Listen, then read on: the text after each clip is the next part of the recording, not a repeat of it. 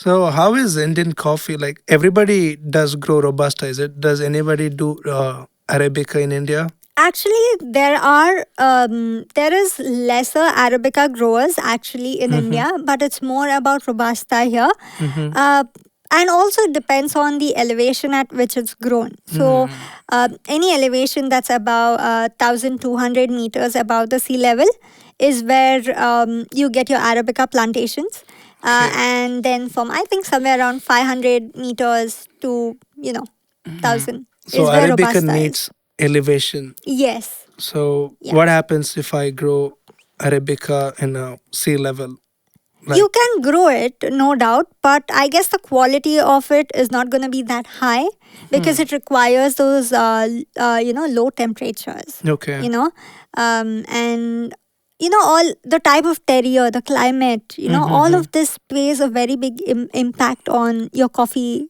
That's beautiful. Yeah. Like to imagine the flavor of coffee getting impacted by the altitude, mainly because of temperature or pressure, I don't know. But Yeah.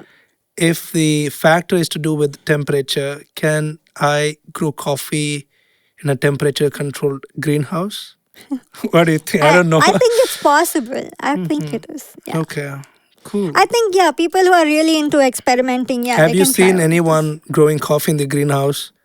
Like Mangalore, whether tropical environment, even if the coffee grow, it doesn't taste like coffee. Yeah, so maybe having their own greenhouse, could be We a good experiment, right? It is interesting. In fact, we do exactly that for our nursery plants because we want them in a very controlled environment, right? So, but they have to get used to it once it's like 1 or 2 years. When we put the plant in the soil, they have to learn to adapt and survive there. So that way, yes. But as a whole plant, in that, I don't think you need. Yeah. It's like babying a plant. So. Correct. So, what is Robusta known for?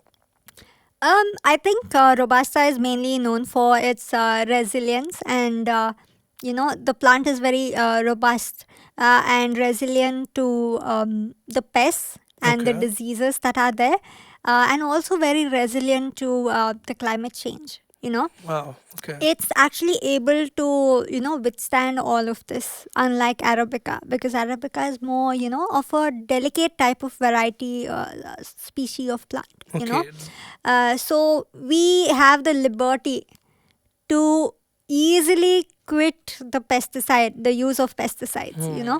So it doesn't require any pesticide for Yeah, the. like we can utilize it if we want to, because of course there's a lot of rains Yeah. during the harvest, a lot of issues, but at least we are at ease that we can be in a position to at least leave it. Correct.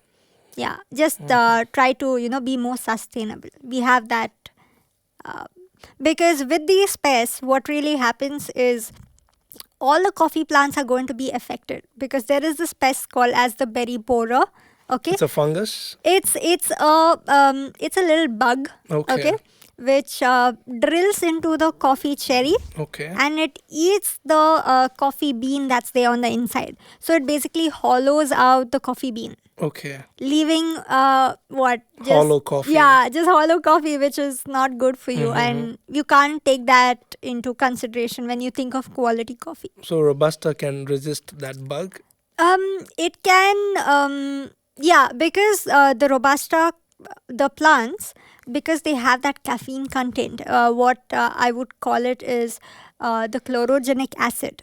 It makes it more bitter. What is that chlorogenic? Okay, the Chlorogenic compound. acid. Okay. Yeah. So it makes it more bitter, and the bugs don't like it. Whereas Arabica is more of a sweeter type of, Fruity. fruity thing. And bugs get more, attracted to Attracted to that.